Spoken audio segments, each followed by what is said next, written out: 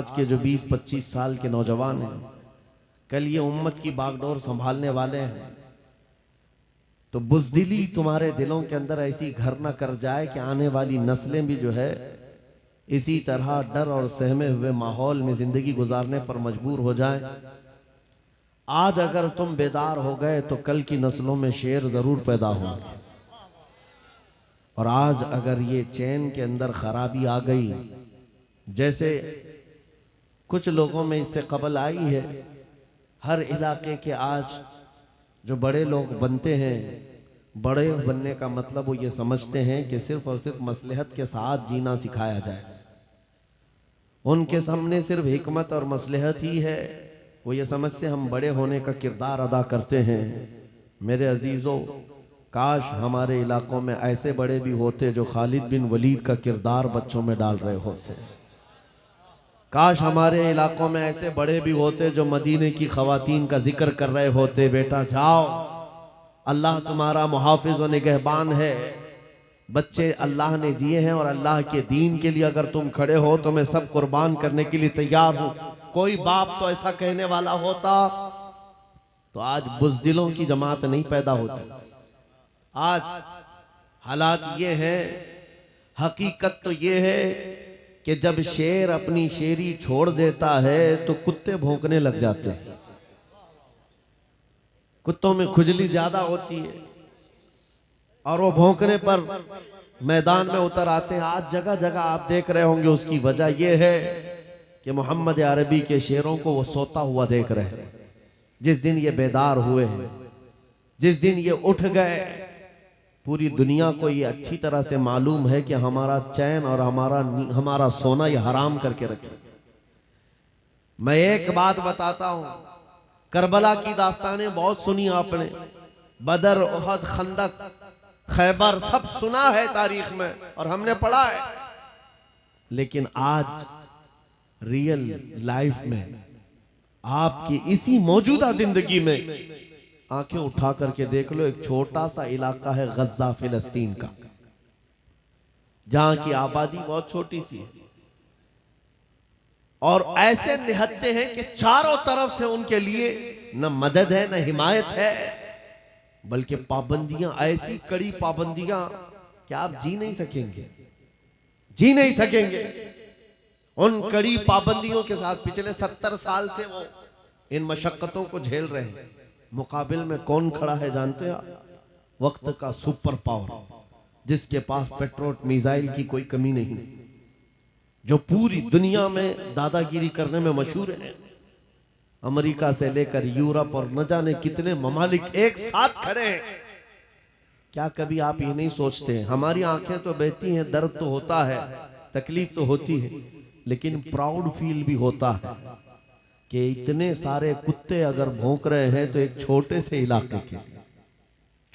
इलाके के लिए महीने भर 40 दिन से जंग करके तबाह कर डाला, बम बारूद से पूरे शहर को राख कर डाला। लेकिन मेरे अजीजों, मेरी इस गुफ्तगू को याद रखना, चंद दिन आएंगे फिर देखना आप उन्हीं गज्जा के बच्चों के हाथों में परचम इस्लाम लहराता हुआ देखेंगे और उन जालिमों के आंखों से आंखें मिलाकर बात करने वाले जवानों को पूरी दुनिया आलोचना कर रही है, तनकीद कर रही है, ये बच्चों के कातिल हैं। एक नुक्ते की बात अर्ज कर रहा हूं, हॉस्पिटल पर बम गिरा देते हैं। आपको पता है फिलिस्तीन में अभी तकरीबन 8000 बच्चे मारे गए, जिनकी उम्र 6 महीने, साल भर, 2 साल, 4 साल, 5 साल। बच्चों को कोई भी निजाम से ताल्लुक रखने वाला हो, रहम की नजर से देखता, किसी भी धर्म वाला हो, लेकिन ये जालिम क्यों बच्चों को मार रहे हैं पता है? वजह सिर्फ ये है, वो खौफ सता रहा है जो इकबाल ने 100 साल पहले कहा था, सुना है कुदसियों से मैंने कि वो शेर फिर होशियार होगा। इकबाल ने कहा था, सुना है कुदसियों से मैंने कि वो शेर फिर होशियार होगा। कौन सा शेर? निकल करके सहरा से जिसने उलट दिया था तख्ते रोमा को, वो शेर फिर होशियार होगा। ये इजराइली वही काम कर रहे हैं जो इनके बाप दादा फिरौनी ताकत किया करते थे। फिरौन को नुजूमियों ने बताया था कि एक बच्चा पैदा होगा जो तेरी सल्तनत को हिलाक कर देगा, और इस खौफ से उसने एक साल के अंदर 12,000 बच्चों को कत्ल कर डाला था। नुजूमियों ने बताया था फिरौन के ख्वाब की ताबीर में 12,000 बच्चों को कत्ल कर डाला, लेकिन जो बच्चा इसकी सल्तनत को हिलाक करने वाला था वो मूसा अलैहिस्सलाम थे। पैदा भी हुए हैं और फिरौन के घर में ही अल्लाह ने उनको पाला। आपको पता है, तफसीर उठा करके देख लें, जब हजरत मूसा अलैहिस्सलाम की माँ, उनकी विलादत का वक्त करीब आया तो तहखाने में गई, बेटा पैदा हुआ। हालात ऐसे थे कि फिरौन जो भी बच्चा पैदा होता ज़बह कर देता था।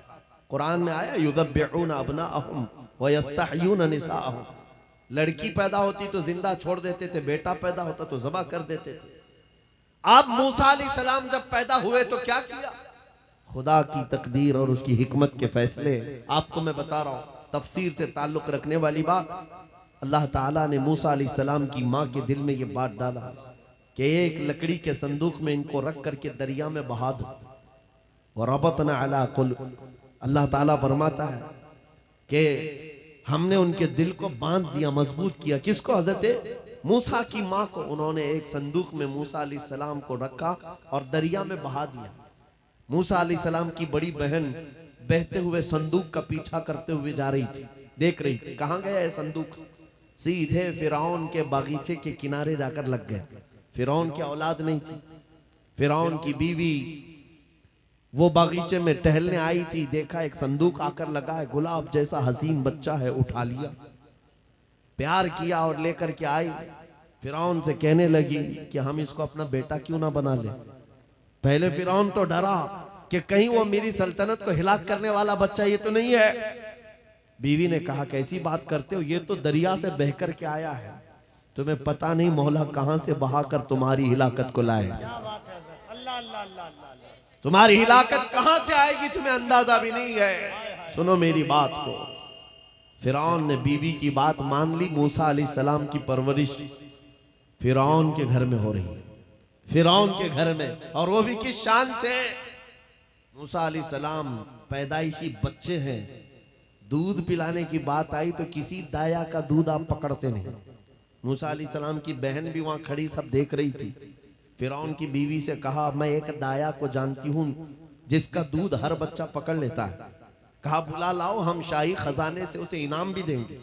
वो गई और अपनी माँ को ले आई, अपनी माँ को ले आई। मूसा अलैहिस्सलाम अपनी माँ के गोद में गए, जैसे ही सीने से लगाया दूध पीने लग गए। बादशाहत में खुशी, और मूसा अलैहिस्सलाम की माँ को इनाम और इकराम भी दिया गया। हर बच्चे की परवरिश के लिए मूसा अलैहिस्सलाम की माँ को फिरौन के घर में रखा गया। तुम्हें पता है रब तबारक व तआला की हिकमत के फैसले।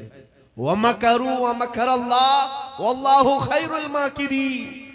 मेरा रब फरमाता है काफिर मंसूबा बनाते हैं और अल्लाह खुफिया तदबीर करता है, और रब की खुफिया तदबीर गालिब आती है। मूसा अलैहिस्सलाम जवान हुए फिरौन के घर में, फिरौन के घर में जवान हुए। उसके बाद फिर आपने जब अपनी नबूवत के बाद दावत हक पेश की तो फिरौन जानी दुश्मन हुआ। उसके बाद जो हालात हुए आपको पता है। फिरौन मूसा अलैहिस्सलाम को मारने के लिए पूरी फौज लेकर पीछे निकला। मूसा अलैहिस्सलाम समंदर में चल करके आगे गए, रास्ते आपके लिए खुल गए। फिरौन भी उसी रास्ते पर आया। अल्लाह फरमाता है कि हमने समंदरों को मिला दिया, गर्क कर दिया फिरौन को।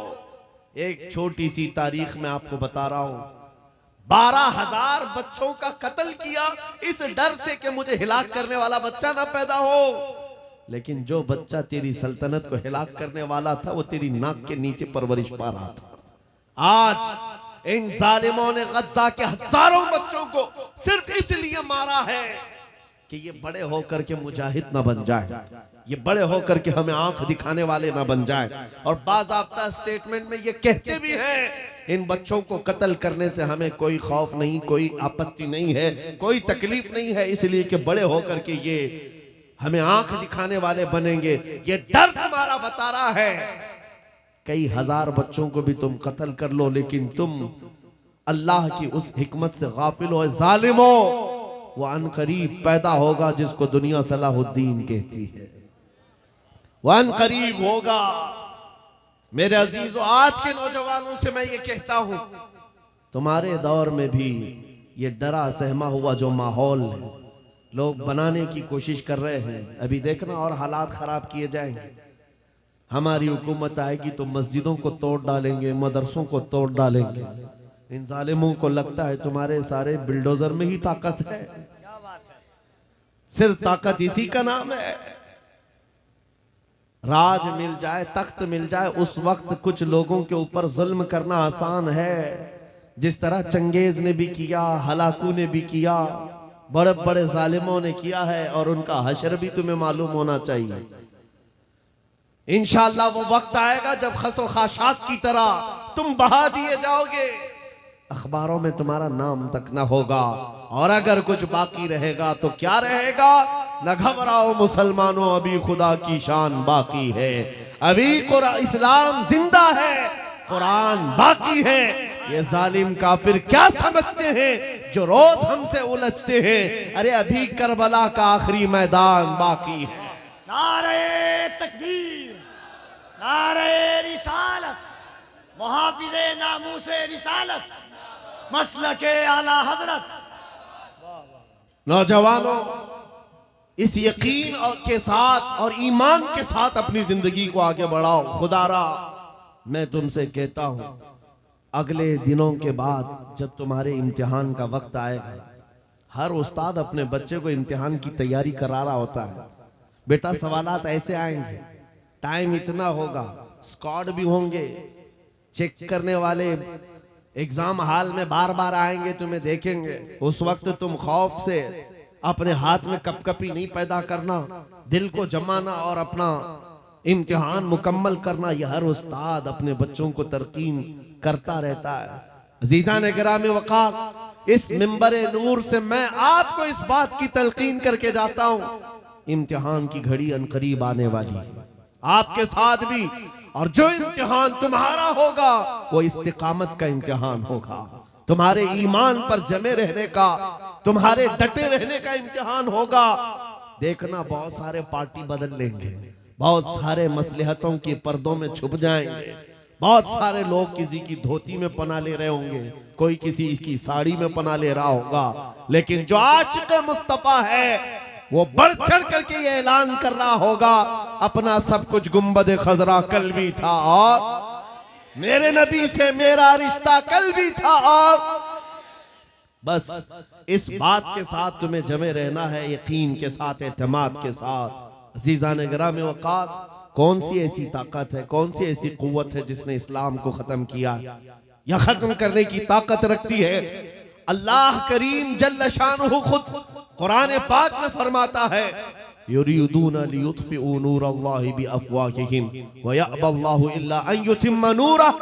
अल्लाह फरमाता है, ये जालिम अपने मुंह के फूंकों से इस्लाम के चिराग को बुझाना चाहते हैं, और अल्लाह तबारक व तआला इस चिराग को मुकम्मल करके रहेगा। दीन इस्लाम, अभी आप सुन रहे थे, इस्लाम था, इस्लाम है, इसके साथ कुछ नहीं होना है, आपका इम्तिहान होना है। हमारे मरने के बाद अल्लाह ताला इस दीन की हिफाजत के लिए औरों को पैदा करेगा। वो कादिर मुतलक चाहे तो सख्त जानी दुश्मनों से भी ईमान वाले पैदा कर सकता है। हाँ, ये बात याद रखिए आप। ततारी जिन्होंने बगदाद को हिलाक करके रखा था, रब तबारक व तआला ने उन्हीं के सीनों में ईमान की दौलत दी और वो मुहाफिज़े इस्लाम बन गए। हमारे दौर में भी जितने आतंक मचा रहे हैं, कल इनके बच्चे ये नारा लगाएंगे, इस्लाम था, इस्लाम है, इस्लाम रहेगा। हाँ, जितने आतंकवादी हैं सब नारा लगाएंगे इंशाअल्लाह। आप इंतजार करें इस बात का, लेकिन तुम अपने इम्तिहान में जमे रहो, डटे रहो।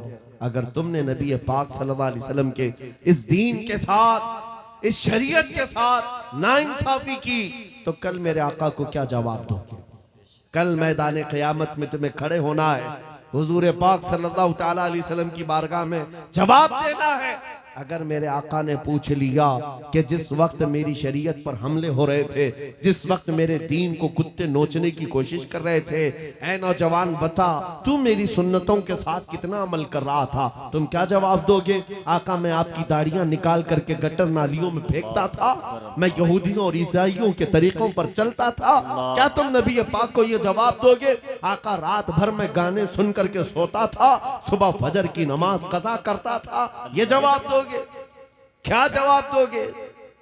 आपके पास अगर जवाब नहीं देने की ताकत है तो आज ही बदल डालो, जिंदगी बदल डालो, आज इनकलाब ले आओ। देखना मैं अक्सर ये बातें कहता हूं ना, मैं चाकू छुरी की बात करता हूं, ये तो शायर लोग तलवार उठाने की भी बात करते हैं। हाँ ये कहते भी हैं समझौता नहीं होगा तलवार उठ जाएगी, मैं तो तलवार की भी बात नहीं करता। अरे प्लास्टिक का ब्लेड भी रख लो तो कल को हमको आतंकवादी घोषित कर दे। बम बारूद बंदूक किसी चीज की बात नहीं करता, सिर्फ इतनी बात करता हूं नबी पाक के इश्क में मलबूस होकर तुम सिर्फ रास्तों में चलते फिरते रहोगे, तुम्हारी चलत फिरत से कई कीड़े यूं ही मर जाएंगे। हक है, वाह वाह, बहुत खूब। हुजूर पाक की सुन्नतों में वो दम है, वो असर है, तुम्हारी चलत फिरत से कई कीड़े फना हो जाए। बात सिर्फ इतनी है, दीवार क्या गिरी मेरे खस्ता मकान की, लोगों ने आने जाने का रास्ता बना लिया। होता यही है, कोई पुराना घर गिर जाए ना, लोग इधर से उधर आने का रास्ता बना लेते हैं। आज हमारी जमात के अंदर इंतशार हुआ, नौजवानों में आवारगी आ गई तो हर कुत्ता हमको ही टारगेट करने लग गया, हर कुत्ता हमें ही भौंकने लग गया। मेरे अजीजों, शिद्दत से आज उस सलाहुद्दीन अय्यूबी की बात याद आती है। क्या आपको पता है उनका दौर ऐसा है कि यहूदी माएँ, ईसाई माएँ अपने बच्चों को थपकियां देकर सुलाती थी, कहती बेटा सो जा नहीं तो सलाहुद्दीन आ जाएगा। हालांकि जुल्म से कोई तख्त नहीं बिछाया था, सुन्नते मुस्तफा का रौब ऐसा कायम था, हुजूर के इश्क का रौब कायम था, जिसकी वजह से पूरी दुनिया में उनकी तूती बोलती थी। आज करोड़ों की तादाद में है, करोड़ों की तादाद में जालिम हमें आंख दिखा रहे हैं। हमारे बच्चों का कत्ले आम, हमारी औरतों की इज्जतें नीलाम, हमारी गर्दनों पर राज, और बगैर किसी खौफ के शायर इस्लाम पर भौंकना आज की आदत सी बन गई। नौजवानों, तुम्हारे अंदर अगर ज़मीर बेदार है, गैरत मौजूद है, तो अपने आप को बदल डालो। जवाब देने का एक वक्त आएगा, इंशाअल्लाह वक्त आएगा जवाब देने का। लेकिन पहले मैं आपसे सिर्फ इतनी इल्तिमास करता हूं कि अपने आप को बदल लो। कल को हमारे पास फख्र होगा, फख्र के साथ किसी मैदान में उतरेंगे, वो तुम्हारे होलियों को ऊपर से नीचे देखते रहे और पूछते रहे ये कौन सी मखलूक है, ये कहां से आई हुई जमात है, तो हम सीना तान करके कहेंगे ये मोहम्मद अरबी के शेरों की जमात है। आज क्या हम दिखाएं लोगों को? गुटखा खाने वाले लोग दिखाएंगे। हम नौजवानों को बालियां पहने हुए, हाथों में चूड़ियां पहने हुए, चोटियां डाले हुए, जीन्स फटी हुई और बालों में दाढ़ियों में डिजाइन किए हुए ये नौजवान ला करके हम खड़ा करेंगे। मेरे अजीजों, दुनिया के ऊपर अगर हैबत तारी होती है तो सिर्फ आशिकाने मुस्तफा से होती, हुजूर के गुलामों से होती है।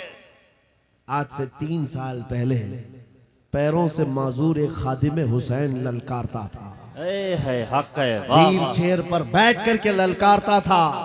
अरे सफेद दाढ़ी हो चुकी, उम्र काफी है, सफेद दाढ़ी, पैरों में माजूरी, लेकिन पूरी दुनिया में ऐसी हैबत तारी कि यूरोप की जमीन भी हिलती नजर आए। हॉलैंड की पार्लियामेंट में बाज़ाब्ता उनको लेकर कहा जाए ये आदमी मोस्ट डेंजरस है, बहुत ज्यादा डेंजर है। हम सोचते हैं ये तो पैरों से माजूर सफेद दाढ़ी वाला व्हील चेयर पर बैठा हुआ, तुम्हारे लिए कैसे डेंजर हो गया? तुम्हारे पास तो बहुत बड़े बड़े मिसाइल, एटम बम है, सब कुछ है। पता ये चला कि रब तबारक व तआला जो हैबत डालता है वो आशिक मुस्तफ़ा की हैबत डालता। हक है बेशक। नबी पाक की सुन्नतों पर आमिल। या रसूल अल्लाह, या रसूल अल्लाह।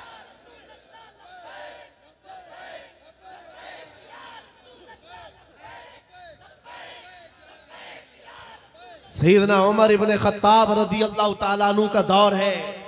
सहाबा इकराम एक इलाके को फतह करते हैं। वहां का जो गवर्नर था, वहां का जो सुल्तान था, वो गिरफ्तार हो गया। दूसरे मजहब से ताल्लुक रखता था और उसने तलवार उठाई थी, इनके खिलाफ कैद हो गया। लेकिन जब कैद होकर के आया तो जाहिर सी बात है, हमारे खिलाफ तलवार उठाए थे, अब फंसे हो तो मार खाओगे, अब तुम्हारी मौत होगी। लेकिन मुजाहिदीन इस्लाम थे, हजरत उमर के पास पेश किया, कहा कि इसका क्या करना है। कहा अगर वो इस्लाम में आता है तो उसकी जान बख्श दी जाए।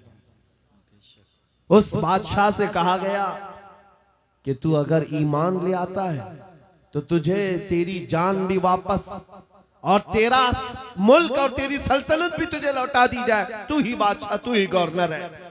उसने कहा मेरा दीन इतना आसान नहीं है कि मैं बादशाहत लेने के लिए अपना ईमान छोड़ दूं, नहीं हो सकता, नहीं हो सकता। जान से मारने की बात थी। उसने कहा मैं अपना धर्म नहीं बदल सकता। फिर उसके बाद साहबा ने कहा हजरत अमीरुल मोमिनीन से इसका क्या किया जाए। हजरत उमर फारूक ने क्या किया सुनो। कहा उसको कहो कि हम तुम्हें जेल में डाल देंगे। उस बादशाह से कहा गया तो उसने कहा मंजूर है मुझे जेल, लेकिन मैं अपना धर्म नहीं बदल सकता, दीन नहीं बदलूंगा। हजरत उमर ने कहा जेल में डाल दो और 10 सहाबा को भी उसके साथ जेल में डाल दिया। इनका कोई कसूर नहीं था। 10 सहाबा जवान थे, नौजवानों तवज्जो से सुनो, उस कट्टर दिल बादशाह के साथ जेल में डाल दिए। वो नौजवान सहाबा जेल में थे। उनके वक्त, उनके औकात की पाबंदी, सुबह दोपहर शाम वो अपनी नमाजों के पाबंद, कुरान की तिलावत, नबी पाक सल्लल्लाहु अलैहि वसल्लम की मोहब्बतों वाली सुन्नतें। 8 दिन नहीं गुजरे थे, वो बादशाह इन नौजवानों को बार बार देखता था। पलट करके उसने कहा तुम्हारे अमीरुल मोमिनीन से मुझे मिलना है। पैगाम पहुंचाया गया हजरत उमर के पास। कहा लाओ उसको। पेश किया गया बादशाह को, जेल के बाहर ला करके हजरत उमर के पास। कहा क्या कहना चाहते हो। कहा ईमान लाना चाहता हूं, ईमान लाना चाहता हूं। कहा हमने तो इससे कबल तुम्हारे सामने पेशकश रखी थी, क्यों नहीं लाए। उस वक्त तो तुम्हारी सल्तनत भी तुम्हें वापस करने की बात की गई थी, तब भी नहीं लाए। जेल में डालने की बात की गई, तब भी नहीं लाए। वो बादशाह कहता है इस तरह से अगर आप 25 साल भी मुझे जेल में डालते तब भी मैं नहीं बदलता। मुझे ये सख्तियों ने नहीं बदला, आपके इन 10 जवानों ने मेरा दिल बदला। इनके अखलाक और किरदार मैंने देखा, फिर मेरा दिल गवाही देने लगा ये झूठों की जमात नहीं हो सकती। और मैंने इनकी सुबह देखी, इनकी शामें देखी, इनका उठना बैठना, इनके नमाज, इनकी इबादतें, इनका गिड़गिड़ाना, ये सब देख करके जवानों में मेरा दिल पसीज गया। और फिर दिल ने पुकार करके कहा गुलामों का जब यह हाल है तो फिर आका का हाल क्या है। वाह वाह बहुत चीज़ाने गिरामी वक़ार, बदल सकते हो आज भी बदल सकते हो कि अगर तुम्हारे अखलाक, तुम्हारा ईमान मजबूत हो जाए, पत्थर दिलों को भी बदल सकते हो। बस बात इतनी है कि अमल के मैदान में तुम्हें आना है, उनके दिलों को बदलना मेरे मौला की शान है, रब तबारक व तआला की शान है। बड़े बड़े जलसे कर लिया, रात पूरी जाग लिया, लेकिन तुम्हारे अखलाक नहीं संवर सके तो ये फजूल हो जाएगा, कोई काम के नहीं। अगर सिर्फ दिखावे के लिए फॉर्मेलिटी अदा करना है तो हमें जलसों में बुलाओ भी मत। हम इस काम के लोग नहीं हैं, हम इस मैदान के लोग नहीं हैं। नहीं, हमारा ये पेशा है कि आपके पास आया, तकरीर किया और कुछ पैसे लेकर चला गया, अपनी कमाई किया। अलायाज़ु बिल्लाह, कभी नहीं। सिर्फ एक दर्द लेकर के चलते हैं कि हमारी जमात में से वो नौजवान किस दिन उठेगा जो इकबाल का जवान था। सुना है कुदसियों से मैंने कि वो शेर फिर होशियार होगा। बस यही दर्द लेकर आप तक, बल्कि बंगाल की खाड़ियों में, बिहार की झाड़ियों में, हर जगह पर सफर सफर इसलिए कर रहे हैं कि कहीं ना कहीं मेरे मौला करीम ने फजल फरमाया और रहम फरमाया उम्मत मुस्तफा पर। हमारा जवान बेदार हो जाएगा, इन गानों को ये लात मारेगा, ये सारे मुजरे करने वाले अखलाक को ठोकर मारेगा और खड़ा होकर दुनिया को बताएगा मेरे नबी से मुझे इतना प्यार है कि तुम अगर नंगे रहने पर फख्र कर सकते हो तो मैं मेरे मुस्तफ़ा की सुन्नतों पर फख्र करूंगा। बेशक सुभान अगर तुम्हें चोटी रखने पर शर्म नहीं आती तो मुझे दाढ़ी रखने में क्यों शर्म आए? हकीकत बोल रहा हूं या नहीं? अरे लोग आज तो चड्डी पहन करके निकल रहे हैं, उनको कोई शर्म या उनको कोई हिकारत से नहीं देखता, बल्कि फैशन कहलाया जा रहा है। तुम्हें अगर अपने मुस्तफ़ा करीम से मोहब्बत है, जैसे कि कहते हो जान भी दे देंगे, माल भी दे देंगे, उनके कदमों पर कुर्बान भी हो जाएंगे। जान बाद में देना, गर्दन बाद में देना, पहले अपने अंदर मौजूद खराबियों की कुर्बानी दे दो। अपनी जिंदगियों में मौजूद इन तमाम वाहियात को खत्म करो, आ जाओ मेरे मुस्तफ़ा के गुलाम बन जाओ।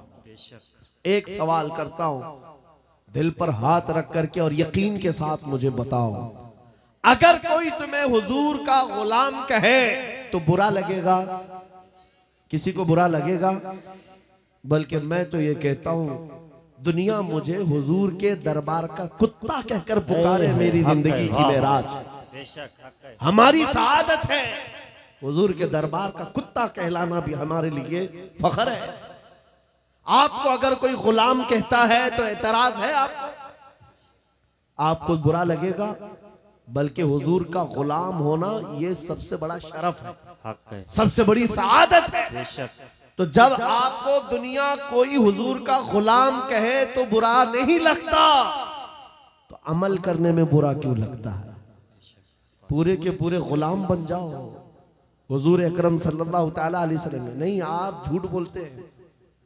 कुछ लोगों की बात कर रहा हूं, हुजूर का गुलाम कहने में बुरा नहीं लगता, टोपी रखने में बुरा लगता है, दाढ़ी रखने में बुरा लगता है, फिर झूठ क्यों बोल रहे? हुजूर के गुलाम कहलाने में बुरा नहीं लगता, लेकिन अमल से बार बार दिखाते हो कि नहीं, पसंद नहीं है तुम्हें, पसंद नहीं है। इस्लाम जिंदाबाद का नारा लगाते हो, अपनी बीवियों पर, अपनी बच्चियों पर इस्लाम को क्यों नहीं पसंद करते? इनके दुपट्टे कहां चले जाते हैं? इनको आवारा क्यों छोड़कर रखा है? इनको जिस तरह बेपर्दगी के साथ घुमाते हो और खुशियों से देखते हो, शादी महल में जाकर देखे वहां तो हालात ही बदले हुए हैं, इस्लाम दिखता ही नहीं। तो इस्लाम जिंदाबाद का नारा सिर्फ ये जुबानी है? अपने घरों से तब्दीली ले आओ, इनकलाब तुम्हारे घरों से आएगा। आज तुम दिल महसूस करके बैठे हुए हो कि बड़े बड़े तख्त पर बैठे हुए कुत्ते हमारे लिए भौंक रहे हैं, इस्लाम को मिटाएंगे, मदरसों को मिटाएंगे, मस्जिदों को मिटाएंगे, बुरा लगता है। और उसके बदले में तुम चाहते हो उनका जवाब देने वाला कोई चाहिए। बार बार हमारी मेंबरों से हम उनका जवाब देते रहे। ऐ नौजवानों, जवाब तुम अपने अमल से दो। एक मस्जिद का मीनार क्या गिरता है, हर घर मस्जिद बनना चाहिए, हर घर मस्जिद बन जाए। काश तुम्हारे घरों से अजाने हो, तुम्हारे घरों को मुसल्ला बना दिया जाए। एक बात याद रखो, दुनिया थक जाएगी, एक वक्त आएगा थक जाएगी। कल को देखना इजराइल भी थक चुका होगा मार मार करके। अब आएंगे वो युद्ध विराम करने के लिए कि हम समझौता करेंगे, बस खत्म हो गया। जितने ताकत थी झोंक दिया, मार मार करके थक जाएगी दुनिया। लेकिन हमारी शरीयत का, हमारे दीन का एक मिजाज है, कितने गाजी मारोगे हर घर से गाजी निकले। तुम एक चिराग गुल करोगे, मौला 100 चिराग रोशन करेगा। ये सिलसिला चलता रहेगा। यहां पर भी तुम खौफजदा ना रहो, डर के माहौल में ना जियो। बस मैं तुम्हें ये बात कहने के लिए आया हूं, अगर नबी के गुलाम हो तो पूरी गुलामी करो, पूरी गुलामी करो, फख्र के साथ करो, अपनी दाढ़ियों के साथ, अपनी शनाख्त के साथ, अपनी आइडेंटिटी के साथ। आपको क्या लगता है कि कोई हमें नौकरी से निकाल देगा? कोई हमें रिस्क नहीं देगा, माज़अल्लाह रज़्ज़ाक ये लोग नहीं, रज़्ज़ाक मेरा रब है, हक है। अल्लाह मेरा रज़्ज़ाक है। एक छोटी सी कम्युनिटी ने अपनी पहचान बना ली पंजाबियों ने, और वो अपनी आइडेंटिटी को लेकर के चलने लगे और दुनिया पर उन्होंने छाप छोड़ा कि हम जहां रहेंगे अपनी शनाख्त के साथ रहेंगे, समझौता नहीं करेंगे। दुनिया उनको एक्सेप्शन देने लग गई कि हाँ ठीक है तुम इसके साथ ही जियो। ऐ मोमिनो, तुमने खुद छोड़ दिया अपनी चीजों को। काश उस सहाबी रसूल की बात मैं तुम्हें बताऊं। हजरत नौमान एक सहाबी, एक बादशाह के पास उनको बुलाया गया था, हुजूर के तर्जुमान बन करके गए थे, एम्बेसडर बन करके गए थे। और जब उस बादशाह के पास आए, काफिर बादशाह था, एक सहाबी की बात, उसने कालीन बिछाया, और कैसा कालीन था? रेशम का कालीन था, रेशम का कालीन, बहुत महंगा कालीन। और जो कुर्सी बिछाया वो सोने की कलाई की हुई कुर्सी थी। जब सहाबी रसूल वहां पहुंचे, देखा रेशम का कालीन है, अपनी तलवार से फाड़ दिया, कहा उठाओ इसको, जमीन पर चलूंगा। जमीन पर चलकर आए, कुर्सी देखा सोने की रखी है, ठोकर मारकर गिरा दिया, कहा सादी कुर्सी रखो। बादशाह ने पूछा, इतना एटीट्यूड है तुम्हारे अंदर, इतना गुरूर किस बात का? तुम्हारी इज्जत के लिए ये रेशम का कालीन बिछाया, सोने की कलाई की हुई कुर्सी रखा। उस साहबी ने कहा, बादशाह ये गुरूर नहीं, ये तकब्बुर नहीं है, मैं मदीने वाले मुस्तफा का गुलाम हूं, जिनका फरमान है कि मर्द के लिए रेशम का इस्तेमाल हराम है, मर्द के लिए सोने का इस्तेमाल हराम है। मैं दुनिया में जहां कहीं रहूंगा, एक सोने की कुर्सी क्या 1000 कुर्सी रखे, मैं ठोकर मार दूंगा। अपना सब कुछ गुंबद खजरा, मेरे नबी से मेरा रिश्ता। उन सहाबा का ये ऐलान था, उनका ये ऐलान था, जहां रहेंगे हम अपनी आइडेंटिटी के साथ रहेंगे। ये नहीं कि तुम जालिमों के बीच में बैठ गए, शराब का दौर चल रहा है, तुम भी उठाए पी लिए, दोस्ती में तुम भटक गए, औबाश अय्याश नौजवानों की दोस्ती में तुमने वहां पर चरस गांजे भी ले लिए, तुम्हें उस वक्त नबी पाक का ख्याल नहीं आया, हुजूर पाक सल्लल्लाहु अलैहि वसल्लम की निस्बत का ख्याल नहीं आया। एनी टाइम हर जगह पर तुम अपने नबी से जुड़े हुए हो। आज ये अहद करके उठो, जिंदगी के जिस शोबे में भी जाऊंगा मैं मदीने वाले आका का गुलाम बन करके जीऊंगा। ये अहद करेंगे इंशाअल्लाह। बाजार में भी हुजूर के गुलाम, मस्जिद में भी हुजूर के गुलाम, घर में भी हुजूर के गुलाम। इस गुलामी का नतीजा ये निकलेगा जिस दिन हमारा जनाजा जाए और कब्र में जाने से पहले तुम सिर्फ इतना कह करके जाना मेरे आका से, इतना कह करके जाना, मैं मरूं तो मेरे आका। ये मलाइका से कहना, इसे कोई मत जगाना, अभी आंख लग गई है। फिर देखना नबी करीम सल्लल्लाहु ताला अलैहि वसल्लम की तरफ से खबर में भी तुम्हारी राहत के लिए ये जवाब आएगा, नकीरो जरा आराम से जगाना, ये मेरा दीवाना आया है, बेशक हक है, ये मेरा दीवाना है, थक करके आया है। अगर वो इज्जत चाहते हो तो आज दुनिया के ऐश को ठोकर मारो, आज दुनिया की इन तमाम वाहियात और खुराफात को छोड़ो, आओ मेरे नबी पाक के दरबार में। एक चीज मैंने मिसाल के तौर पर बताई, हमारा फख्र, हमारा गुरूर हुजूर की निस्बत है, बेशक हमारा फख्र हुजूर की निस्बत है, इसको बोलने में शर्माना नहीं है। मैं अभी आपके सामने आता हूं, ये मिसालें सुन लो, ये मिसालें सुन लो, और फिर जिनको मुझे मैसेज देना मैं देता हूं। हजरत उमर फारूक रज़ियल्लाहु ताला अन्हु के दौर में किसरा बादशाह के यहाँ का एक कालीन लाया गया था, वो भी कालीन बहुत महंगा, जिस पर बैठ करके लोग फख्र करते थे। बादशाह जब किसी से बहुत खुश होता था उस कालीन पर उसको बिठाता था। और जब किसरा की सल्तनत को उखाड़ फेंका सहाबा ने, सुपर पावर था उस जमाने का, पर्शियन एम्पायर खत्म कर दिया, तो वहां का कालीन मदीने ले आए, अमीरुल मोमिनीन की बारगाह में पेश किया, कहा ये कालीन कहां रखना है? आपने कहा मस्जिद नबवी के दरवाजे के बाहर डाल, तो जो आएगा पैर पोंछ कर आए। है हक है, वाह वाह। उन्होंने ये नहीं देखा बहुत महंगा कालीन है, मेहराब में लगा दो, वहां से आया हुआ है। वो नबी के हकीकी गुलाम थे, वो इज्जत मेरे मुस्तफा के कदमों में ढूंढते थे, बेशक बादशाहों क्या नहीं। वो बताना ये चाहते थे, ऐ दुनिया वालों, जिस पर बैठ करके तुम फख्र करते हो वो तो मोहम्मद अरबी के कदमों की धूल के लायक नहीं। ये फख्र था, नाज था उन्हें नबी पाक की निस्बतों पर। और कसम खुदा की, जिस दिन तुम्हारे अंदर ये बेदारी आ जाए कि हमें अपने नबी पाक सल्लल्लाहु तआला अलैहि वसल्लम की निस्बत पर फख्र है, दुनिया तुम्हारी आवाजों को बंद नहीं कर सकेगी, बेशक नहीं बंद कर सकेगी।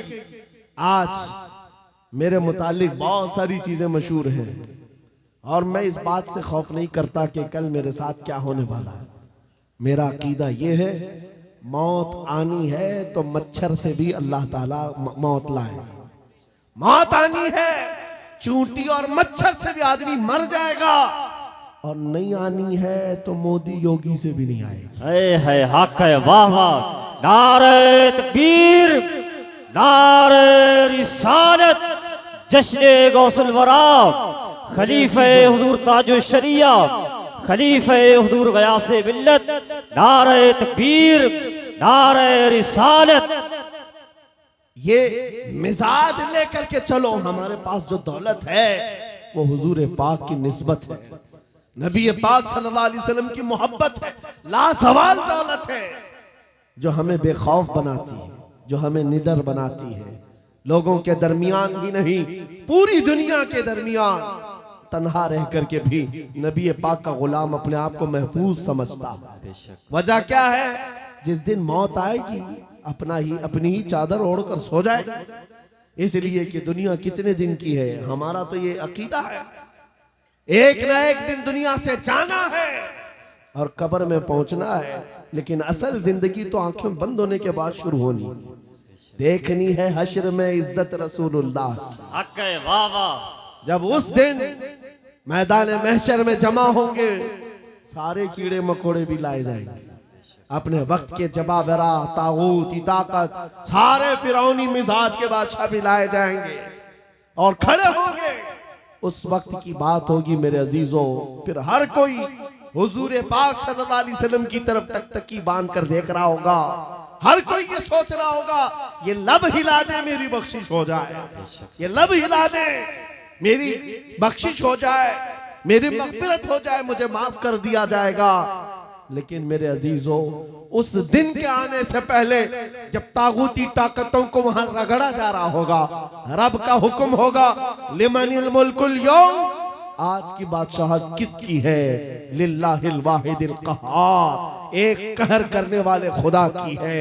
रब तबारक व तआला कहार होगा और उसका हबीब उस दिन रहमतुल लिल आलमीनी पर होगा। मेरे आका का उस दिन शफाअत का दिन होगा। लेकिन आपको मैं बताऊं, ये बातें इसलिए कह रहा हूं, आज ले उनकी पनाह, आज मदद मांग उनसे, कल न मानेंगे कयामत में अगर मान गया। उस दिन बहुत सारे मानने को बैठे होंगे, बहुत सारे, ये जितने भौंक रहे हैं ये भी सोच रहे होंगे आज इनकी बात कर लें, कल न मानेंगे फिर कयामत में अगर मान गया। आज तुम्हारे पास वक्त है उस नबी की अजमतों को तस्लीम कर लो, आज उस नबी पाक सल्लल्लाहु अलैहि वसल्लम की सच्चाइयों को एक्सेप्ट करो। कल कयामत का दिन बड़ा भयानक भी है, सख्त भी है, और उस वक्त सवा नेज़े पर सूरज हो और लोगों का पसीना उनकी गर्दनों, उनकी कमरों तक आया हुआ हो, भेजा पक पक करके कानों से बाहर आ रहा हो, उस वक्त, उस दिन मेरे आका फरमाते हैं, कयामत के मैदान में मेरी हालत ये होगी, मेरे एक कंधे पर चादर पड़ी होगी। हुजूर फरमाते हैं, ये चादर खसक खसक कर कभी गिर रही होगी, मैं एक हाथ से अपनी चादर संभाल रहा होऊंगा, दूसरे हाथ से अपने उम्मतियों को पकड़ पकड़ कर जन्नत में ले जा रहा होगा। उस दिन मेरे आका की रहमतुल लिल आलमीनी होगी और वो तुम्हारे लिए। अब नौजवानों सुनो, हुजूर पाक से एक सहाबी ने पूछा, आका मैदान महशर में बड़ा जम्मे गफीर होगा, आप कैसे पहचानेंगे हमको? बहुत सारे, उसमें मूसा अलैहिस्सलाम की उम्मत भी, ईसा अलैहिस्सलाम की उम्मत भी, इब्राहिम अलैहिस्सलाम की उम्मत भी, इस्माइल अलैहिस्सलाम की उम्मत भी, सारे नबियों की उम्मतें हैं। मेरे आका क्या फरमाते हैं, सुनो, तुम्हारे वजू के आज़ा, वजू करते हो कि नहीं करते हो? वजू करते हो? सुनो, हदीस पाक सुना रहा हूं। मेरे आका फरमाते हैं वजू करने के वक्त तुम दोनों हाथ धोते हो और चेहरा भी धोते हो, ये जो दिखने वाले हैं, मसा भी करते हैं और पैर भी धोते हैं। हुजूर फरमाते हैं कयामत के दिन ये आज़ा सबसे ज्यादा चमक रहे होंगे, ये चमक देख करके मैं पहचान लूंगा मेरा उम्मती फला जैसा। सुभान अल्लाह, हक है, वाह वाह। जो वजू ही नहीं करता वो क्या चमकाएगा कयामत के दिन? वजू ही नहीं करता। इसलिए मैं कह रहा हूं कयामत का मैदान भी मुस्तफा करीम की शफाअत का दिन है। उस दिन के लिए अपने आप को आज बदल डालो। दुनिया भी तुम्हारी है, उकबा भी तुम्हारी है। आज यहां सारी खुशियां तो मौला ने दे दिया है। सोने के लिए नींद है, रहने के लिए घर है, पहनने के लिए कपड़े, किस चीज की कमी है? सब कुछ तुम्हारे पास है। एक चीज है, दौलत इश्क मुस्तफा का ये चिराग, और इसकी लौ बढ़ा दो, फिर देखना तुम्हारे चेहरों की सदाकत दुनिया को बोलेगी, तुम्हारे चेहरों का नूर गुफ्तगू करेगा। जिस तरफ से तुम गुजर जाओ इश्क मुस्तफा की महक फैलाते जाओ।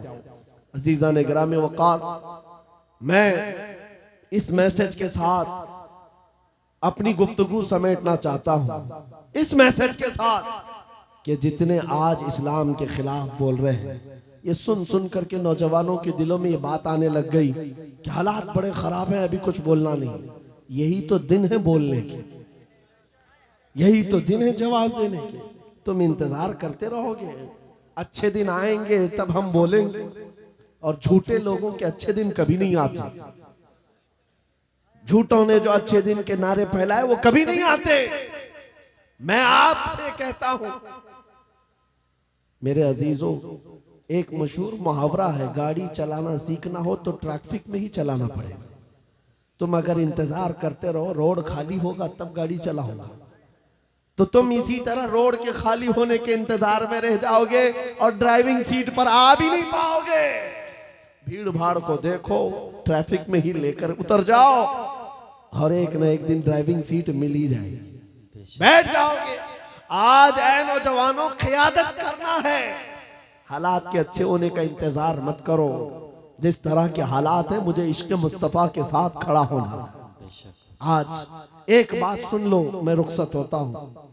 कई हमारे मोहब्बत करने वाले उलमा ने हमसे कहा था, जो बहुत मोहब्बत करते हैं, कहा मुफ्ती साहब बड़ा अंदेशा है और डर लगता है, कहीं आपके साथ कुछ हो गया तो क्या होगा? अवाम और मखलूक आपसे नफा उठा रही है, ज्यादा देर तक ये नफा चलना चाहिए। उनकी मोहब्बतें मेरे सर आंखों पर, मैं सलाम करता हूं, उन्होंने दुआएं दी हैं। लेकिन मेरे अजीजों, बारहा उन्होंने कहा आपका होना बहुत जरूरी है, आपका होना बहुत जरूरी। इनसे भी पूछो तो यही कहेंगे, जरा एहतियात से बात करें, बहुत सख्त जुमले बोलेंगे, कल को कुछ हो जाएगा। आपका होना बहुत जरूरी है। मैं अर्ज करता हूं नौजवानों, मेरी हैसियत एक घास के बराबर भी नहीं। इमाम हुसैन का होना कितना जरूरी था। हक है, वाह वाह। इमाम हुसैन का होना कितना जरूरी था। मक्का के सहाबा हाथ जोड़कर कह रहे थे, मौला हुसैन आप मत जाइए, अहले बैत का सबसे बड़ा चेहरा आप हैं। आप जाएंगे तो मखलूक को नफा कौन पहुंचाएगा, उम्मत की रहबरी कौन करेगा? इमाम हुसैन ने सबकी सुनी थी, सबकी सुनी और कहा, बल्कि मक्का से निकलने के वक्त छोटी मोटी जंगें भी हो गई थी चाहने वालों से ही, जो रास्ता रोक रहे थे, मत जाइए मत जाइए, आपका होना बहुत जरूरी है। मेरे अजीजों, ये मिजाज हुसैनी था जो ये बता रहा था कि मसलहत के साथ खामोशी के साथ जी लेंगे और 8 साल 10 साल, लेकिन अगर जालिमों के वक्त खामोश रह गए, कल की नस्लें इतनी बुज़दिल हो जाएंगी, वो ये समझने लग जाएंगी जो ऐरा गैरा भौंकना चाहे भौंक सकता है, हमारे बड़ों ने कभी जवाब नहीं दिया तो हम क्या जवाब देंगे। अजीजा ने गिरामी वकार, आपका ये गुलाम और ये फकीर सिर्फ इतना जज्बा लेकर चलता है, कल को मुझसे अगर कोई उलझता है, मेरी फांसी हो जाए, मेरी जेल हो जाए, मुमकिनात में से है, मगर इस बात का मैं खौफ नहीं रखता, कल के बाद हमारी नस्लें आएंगी, वो इतनी बात तो जरूर कहेंगी कि जब नबी पाक की शान में कोई कुत्ता भौंक रहा था तो हमारे बाप दादाओं में से कोई आलिम खड़ा होकर जवाब तो दे रहा था। नारे तकबीर, नारे रिसालत, मसलके आला हजरत, मुहाफिज़े नामुसे रिसालत, शेरे अहले सुन्नत, मशाइखे कालपी शरीफ। आने वाली नस्लों का ईमान मजबूत होगा। नौजवान बच्चे कल को ये तस्करा करेंगे। एक वक्त था जब हर जगह पर हुजूर की शान में, कुरान की शान में, रब की शान में, इस्लाम की शान में ऐरा गैरा नद्दू खैरा बोलने लग जाए। मेरे अजीजों, अगर खामोश मिजाजी इसी तरह की बनाई गई तो आने वाले लोगों के दिलों में ऐसी बुज़दिली आ जाएगी कि कल को ये हुजूर का नाम लेने से भी डरने लग जाएं, कुरान की बात करने में खौफ खाने लग जाएं। नहीं मेरे अजीजों, ऐ नौजवानों, मैं इसलिए चीख चीख करके जा रहा हूँ, इसलिए खुलेआम डंके की चोट पर बोल बोल करके जा रहा हूँ। कटना है तो एक सर कटेगा, लेकिन अकीदा ये बोलता है इस्लाम जिंदा होता है हर करबला के बाद। हक है, वाह वाह, नारे तकबीर, नारे रिसालत, लब्बैक लब्बैक लब्बैक या रसूल अल्लाह, लब्बैक लब्बैक लब्बैक या रसूल अल्लाह। बस बात इतनी है, इस बात का खौफ नहीं, डर नहीं है। इंशाअल्लाहुल अजीज इस दीन का मुहाफिज अल्लाह करीम किसी न किसी को पैदा करेगा और ये दीन चलता रहेगा। लेकिन ये हालात रकम कर दिए जाएंगे, ये तारीख लिखी जाएगी।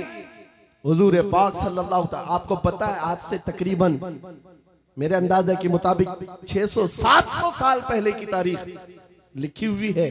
बगदाद के ततारियों की तारीख, जिन्होंने पूरे मुसलमानों को खत्म किया था। बादशाह ने कई उलमा को, मुसलमानों को बेड़ियों में कैद करके लाकर अपने दरबार में खड़ा किया था और उनके सामने एक ईसाई पादरी को लाकर कहा कि इनके नबी की शान में गालियां दो। पैसा देकर के गालियां दिलवाई जा रही थी, गालियां दे रहा था। लेकिन दरबार में बादशाह का एक कुत्ता था जो सोने की जंजीर से बंधा रहता था। और जब वो ईसाई पादरी हुजूर की शान में गालियां देने लगा, बयान करने लगा, कुत्ता भौंकने लगा। दरबारी कुत्ता था, बादशाह का कुत्ता था। ये सही रिवायत है, अल्लामा इब्ने हजर अस्कलानी ने लिखा है। कहा बहुत हो गया तो कुत्ता जंजीर तोड़ करके निकल आया और उसके सीने पर चढ़ गया, दम जदन में फाड़ कर 2 टुकड़े कर। उसकी हैबत ऐसी थी उस कुत्ते की। बादशाह खड़ा हो गया, दरबारी खड़े हो गए, सिपाही खड़े हो गए। ये मंजर देखकर कोई कुत्ते के करीब आना नहीं चाह रहा है। कुत्ते ने किसी और को नहीं काटा, सिर्फ और सिर्फ उस गुस्ताख रसूल को जो नबी की शान में भौंक रहा था। औलिया कामिलीन, उलमाए सलफ सालिहीन ने लिखा है उस एक कुत्ते के किरदार से दरबार में मौजूद 10,000 लोगों ने इस्लाम कबूल कर लिया था। हक है, वाह वाह, नबी की आजमत को कबूल कर लिया था। 600 साल गुजर गए, 700 साल गुजर गए, लेकिन तारीख में वो कुत्ते का नाम आज भी महफूज है। क्यों? इसलिए कि नबी पाक की नामूस की तरफ उंगली उठाया तो जानवर होकर के भी हुजूर के दिफा के लिए, इज्जत के दिफा के लिए खड़ा हो गया। आज है नौजवानों, तुम तो उम्मती हो, तुम तो रसूल पाक के गुलाम हो। तुम्हारे लिए मेरे आका ने रात रात भर रोए हैं। तुम्हारे लिए बख्शिश का सवाल कितनी मर्तबा मेरे रब से किया है। तुम्हारे बारे में मेरे आका फरमाते हैं, तुम्हारे तलवों में कांटा भी चुभ जाए तो दर्द मुझे भी होता है। तुम्हारा रिश्ता नबी से बहुत गहरा है। तुम जानवर नहीं हो, तुम इंसान हो। तुम्हारे लिए मेरे आका पूरी रात रोते थे, मेराज में रब से सवाल करते थे, उम्मती उम्मती कहते दुनिया से भी आप रुखसत फरमा गए। ऐ नौजवानों, अगर हुजूर की उन यादों का, उन निस्बतों का कुछ पासो लिहाज है तुम्हारे पास तो खड़े हो जाना। ये मत देखना मेरे मुकाबिल में कौन बोल रहा है, मेरे मुकाबिल में कितने बड़े तख्त पर बैठा हुआ है, कौन गुंडा राज कर रहा है, कौन तागूती नमरूद और फिरौन बैठा है, ये हर चीज नहीं देखना। अपने ईमान और अपने अखलाक की जिम्मेदारी ये है, मैं नबी का कुत्ता हूं, सामने जो भी आएगा उसकी छाती पर चढ़ करके उसको भौंकूंगा, बेशक हक है, वाह वाह। उसका जवाब दूंगा। या रसूल अल्लाह, या रसूल आला हजरत, आला हजरत। हमारा ये तेवर, हमारा ये मिजाज सिर्फ और सिर्फ उन लोगों के लिए है जिनके अंदर खुजली ज्यादा है और हुजूर पाक नामों से रिसालत, इस्लाम, कुरान और दीन पर उंगलियां उठाते। बहुत सारे लोग हमारी तकरीरें सुनते हैं, गैर मुस्लिम, नॉन मुस्लिम लोग, पुलिस डिपार्टमेंट वाले लोग भी, उनको ऐसा लगता है भड़काऊ बातें, बहुत प्रोवोक करते हैं। मेरे अजीजों, हम देशवासियों के लिए नहीं, ये सख्त लहजा इसलिए है। मैंने एक पुलिस डिपार्टमेंट के ऑफिसर थे, उनसे कहा था अगर आपकी माँ को कोई बदकार कह दे तो आपको कैसा लगेगा? कुर्सी से खड़े हो गए। कहा क्या मिसाल दे रहे मौलाना मेरी माँ पे? कहा आपको अभी मैंने मिसाल दिया, अच्छा नहीं लगा? सुनिए साहब, करोड़ों माओ से ज्यादा मुसलमान अपने नबी से मोहब्बत हक है, बेशक हक है, वाह वाह। हमारे लिए अपने नबी की मोहब्बत जान से बढ़ करके है, ईमान की जान है। और हमारा ये तेवर और हमारा ये मिजाज सिर्फ उन लोगों के लिए है जो हुजूर की तरफ उंगली उठाते हैं। खैर चाहते हो, सुलह आश्ती के साथ रहो, अमन अमान के साथ रहो, क्योंकि कुरान ने हमें फरमाया है वइन जनहू लिस्सल्मी फजनह, अगर वो झुका दें, सलामती चाहे तो तुम भी सलामती के साथ रहो। हमारा ईमान यही हमें कहता है कि तुम जहां पर रहो जंग की तमन्ना मत करो, दुश्मनों से मुठभीड़ की तमन्ना मत रखो, सलामती और अमन के साथ हम भी जीना चाहते हैं, आप भी। लेकिन एक बात याद रखना, एक पिल्लर है हमारा, एक सुतून है हमारा जो पूरी कायनात का अजीम पिल्लर है, उसको जो भी छेड़ेगा फिर छत तुम्हारे ऊपर गिरने को तैयार रहेगी। वो पिल्लर, वो सुतून मुहम्मदुर रसूलुल्लाह की जात है। क्योंकि हमारी तारीख ये है, घबरा गई है गर्दिशे दौरा कभी कभी, दीवान गाने इश्क़े मोहम्मद को देखकर घबरा गई है गर्दिशे दौरा कभी कभी।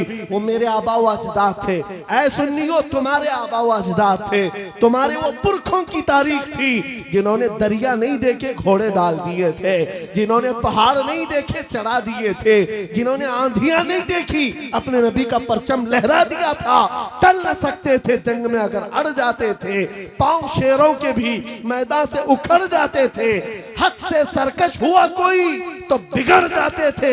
अरे तेग क्या चीज है, हम तोप से भी लड़ जाते थे। बेशक सुभान अल्लाह, हक है। यादी यादी यादी, यह हमारी तारीख की सच्चाइयां हैं। और अगर यकीन नहीं आता, उन सारे कीड़ों से मैं कहता हूं जाओ फिलिस्तीन के उन नन्हे बच्चों को आज देख लो जिनके हाथों में छोटी कंकरियां हैं और सामने बड़े बड़े मिसाइल खड़े हुए हैं, लेकिन इन बच्चों का ईमान आज भी है। इस्लाम था, इस्लाम है, इस्लाम रहेगा। यही यकीन तुम्हारे दिलों के अंदर पैदा हो जाए। अजीज़ान गिरामी वक़ार, बस मेरा मैसेज जवानों के सीनों में अगर महफूज हो गया, कल को अगर वो खड़े होकर ये अहद करके उठे, मैं सो जाऊं या मुस्तफ़ा कहते कहते, खुले आंख सल्ले अला कहते कहते, उन्हें जाना उन्हें माना, न रखा गैर से काम, लिल्लाहिल हम्द मैं दुनिया से मुसलमान गया। जिंदगी ये नहीं किसी की किसी के लिए, जिंदगी है नबी की।